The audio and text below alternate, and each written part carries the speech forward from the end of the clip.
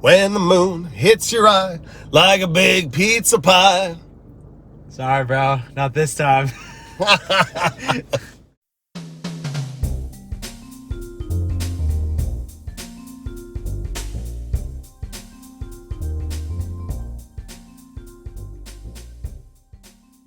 We keep a rolling through the mean streets of Beverly Hills, the alleyways, because I didn't want to deal with that traffic. Yeah. What is going on? Still in Beverly Hills, hanging out with my buddy Amore from our good friends at Second Time Around Watch Company. John, thank you as always for giving me a watch to use for as long as I'm in town. Thank you, sir. I am super jazzed about this when I saw this in the case. This is the Omega Ranchero, which is the predecessor of the, what is the one? What's in the, it was in the trio. There's the Seamaster, Railmaster. God, it's kind of like, I don't know if it certainly predates the Railmaster, but it's got that, like a similar aesthetic. It's got that broad arrow hand. Yes.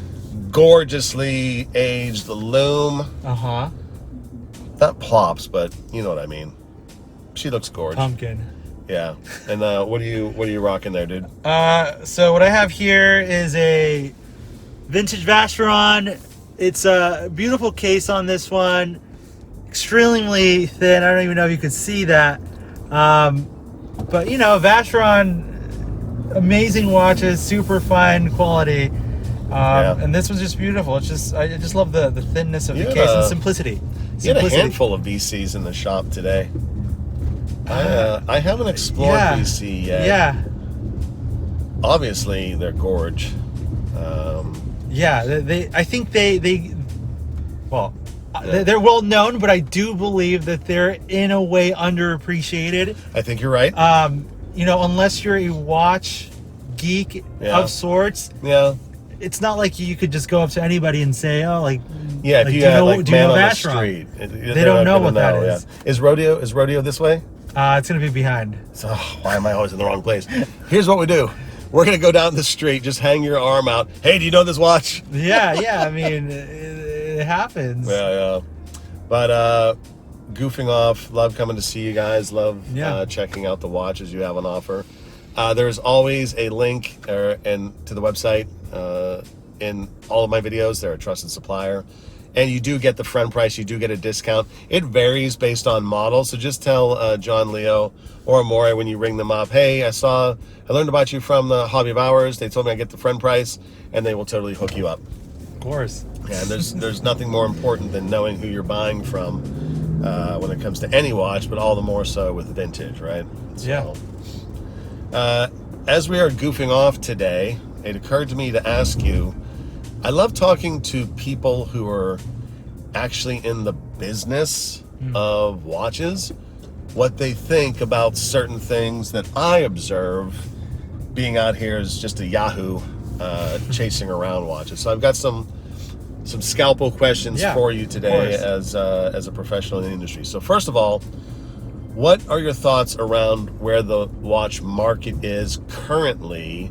Because we had, COVID. Here's the thing, embarrassingly, when COVID hit, I thought watch prices were going to drop. I was getting so ready, dude, to go out and gather up a bunch of things. Yes. It went completely different direction. Yeah. Opposite direction. Couldn't get anything. Prices shot up. Yada, yada, yada. But now that we're in that it was somewhat of a bubble. We can call it the COVID bubble. I didn't think it burst. I think the air is getting let out. But what do you think, or what are your observations around it from being an insider? Well, everything you said is 100% true. I think aside from, just prices and like you mentioned, they are somewhat stabilizing.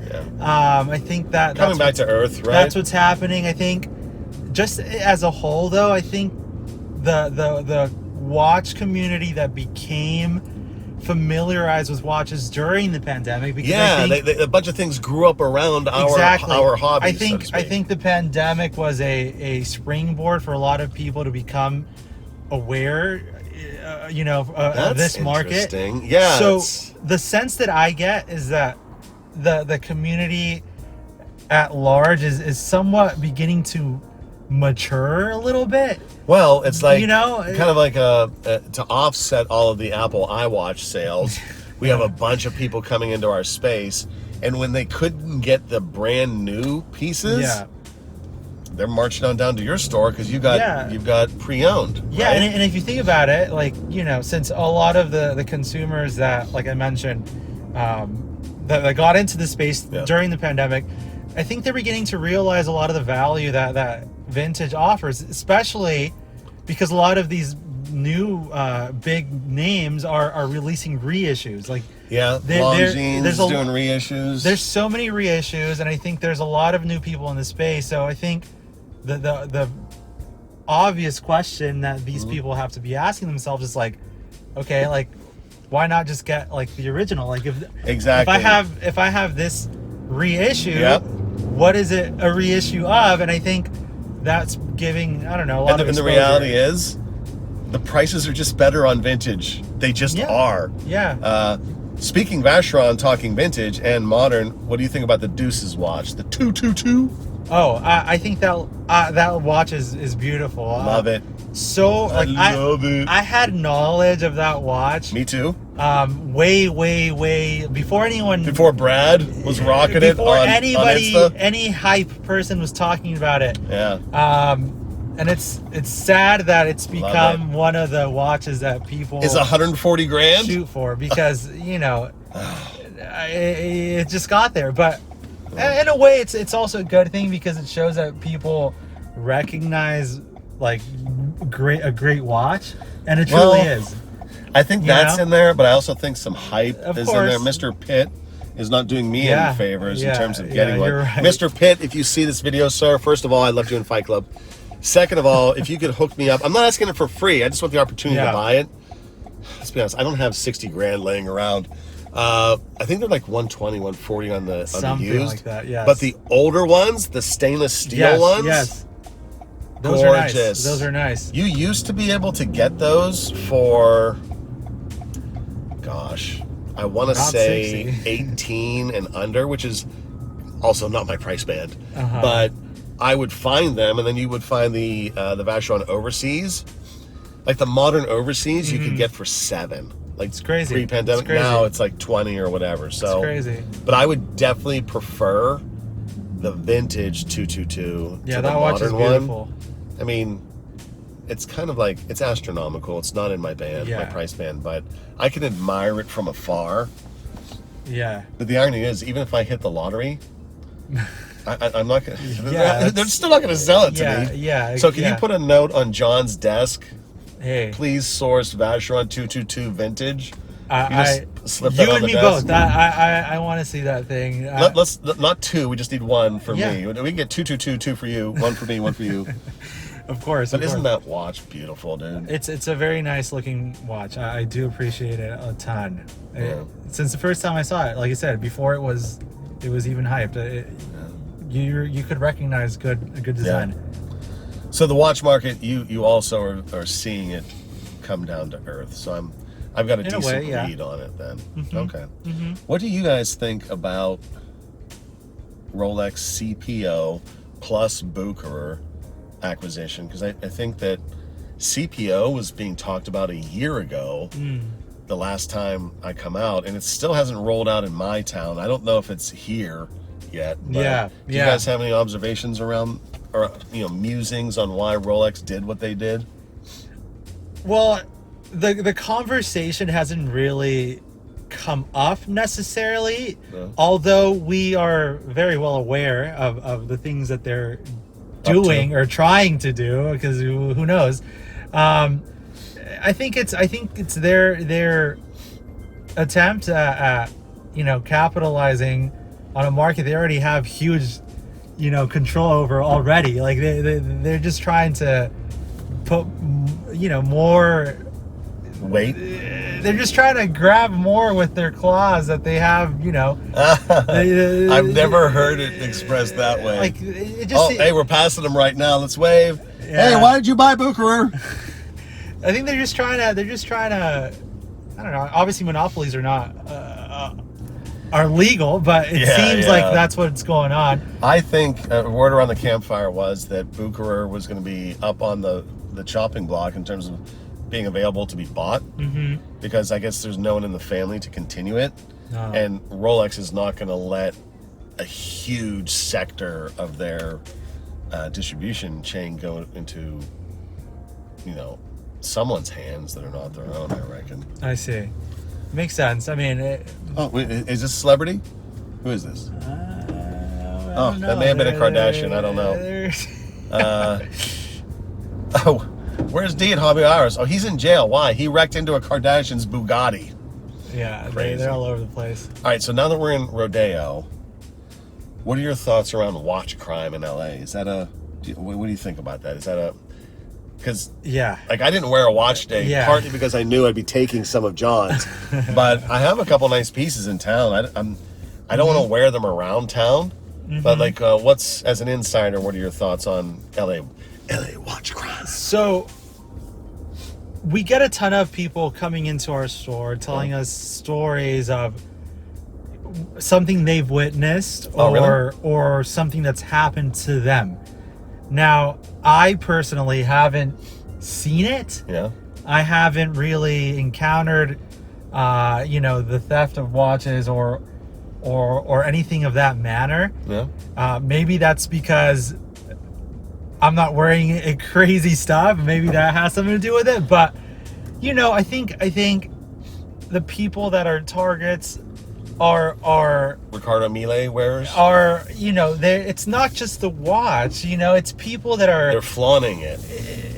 They might as well just paint a sign on them saying that come knock me off. Yeah, because you could be wearing something crazy, but if it's your demeanor, it's what you're wearing. Some people are just flashy, and they're flashy in every sense. In every aspect, they're pulling up in a Ferrari. Yeah. They're dripping in diamonds. Yeah, so I think if somebody's gonna a thug is gonna attack somebody, they're gonna network. It's not just one dude. Exactly. It's definitely a network. Yeah, I don't know if they're this organized, but if they're gonna attack somebody, they're gonna attack somebody that they're sure they're gonna get most for their. It's gonna be worth make it worth their while. Because if they see maybe a regular looking guy, right, that might be wearing an expensive watch, they don't know if it's fake, and they're not going to take the risk, mugging somebody. It sounds like you've been planning this for a while, Amore. You got that? I hadn't thought of that. Sounds like you got that covered. You have to think how they do to not get attacked by them. I don't know. Keep my eyes on you, buddy. But yeah, you hear about it a lot. I think what we see more of is people doing the whole like smash and grab. Smash and grabs. I think that's something that's more you could see. Like, I've seen it firsthand. Like, I walked into like a Macy's. Yeah. And I was with my family too, and I didn't see anything immediately as I walked into the store, but you start hearing like things falling and a bunch of rustling, and then we walk a couple feet forward, and then you see all these people like just ripping stuff off the shelves, and no one does anything. No one does a thing. They're stealing Michelle watches. And no one does a thing, and you kind of just have to be a bystander. It's horrible. Yeah, it doesn't make any sense. That's what I've noticed. Well, thank you for that. Yeah, brings me to a question back to your collecting strategy for yourself. Is there anything you're on the hunt for right now? Like actively targeting? I don't know. Part of the fact of me having a hard time answering that question might be due to the fact that I'm around so many watches. You got so much candy slipping through your fingers. There's so much out there and so much that I'm exposed to that it kind of makes it so that I have to know what I want, and it makes it so that I don't necessarily have something that I'm aiming for. There's watches that I certainly would love to have. Yeah. But you don't have a hit list. I wouldn't say so. The fact that I'm having a hard time answering the question might offer, some sort of idea as to where I'm coming from, but I've got a hit list. Okay. Omega Ranchero. Tudor Submariner vintage. Yeah, yeah. Angelus chronograph vintage. Basically all the watches I handpicked for our series of videos, brother. Love those pieces, dude. No, they're beautiful watches. Yeah, I mean, no doubt. if I could get a 222, for sure. Deuces.